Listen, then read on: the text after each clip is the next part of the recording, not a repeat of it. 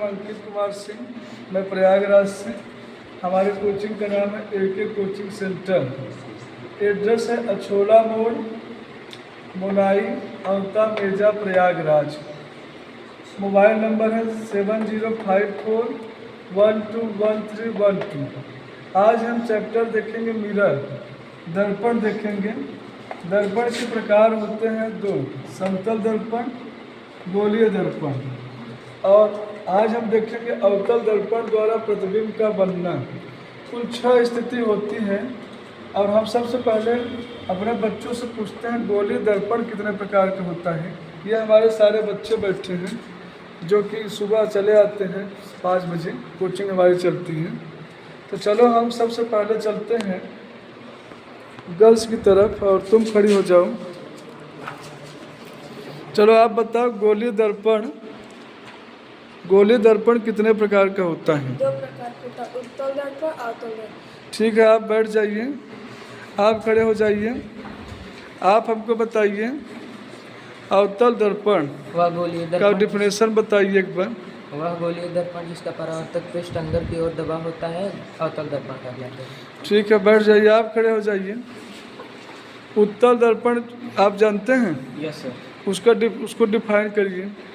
वह गोलीय दर्पण जिसका परावर्तक पृष्ठ बाहर की ओर उभरा हुआ होता है, उत्तल दर्पण कहलाता है।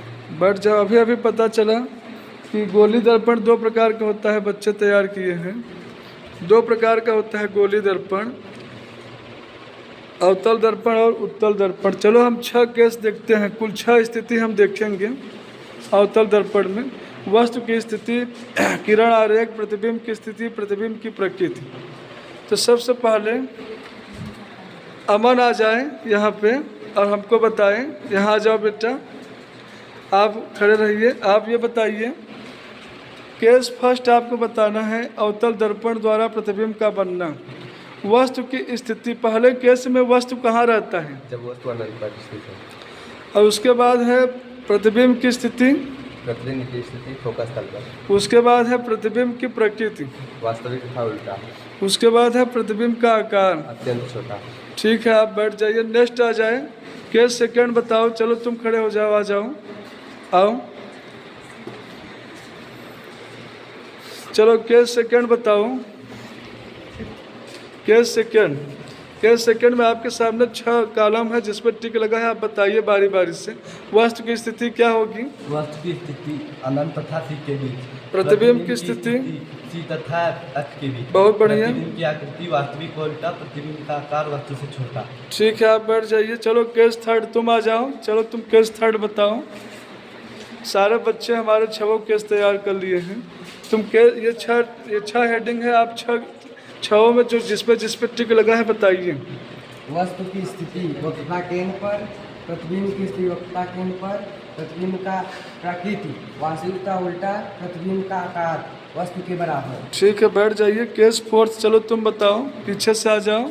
अंश यादव आ जाइए आप। केस नंबर 4 बताइए। केस नंबर 4 क्या होता है? अवतल दर्पण द्वारा प्रतिबिंब का बनना है।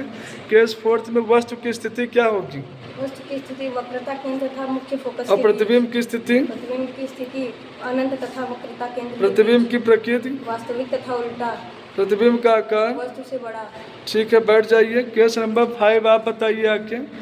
सनी आ जाइए, तुरंत आ जाइए, लेट मत करिए। और केस 5 बताइए आप। वस्तु की स्थिति क्या होगी? केस 5 वस्तु की स्थिति फोकस पर, प्रतिबिंब की स्थिति अनंत पर, प्रतिबिंब की प्रकृति वास्तविक तथा उल्टा, प्रतिबिंब का आकार वस्तु से बहुत बड़ा। बहुत अच्छा, बैठ जाइए। चलिए आप खड़ी हो जाइए। आप बताइए केस 6 आप बताइए। आ जाइए। केस 6 में आप बताइए हमारा वस्तु की स्थिति क्या होगी? मुख्य फोकस तथा ध्रुव के बीच। और प्रतिबिंब की स्थिति?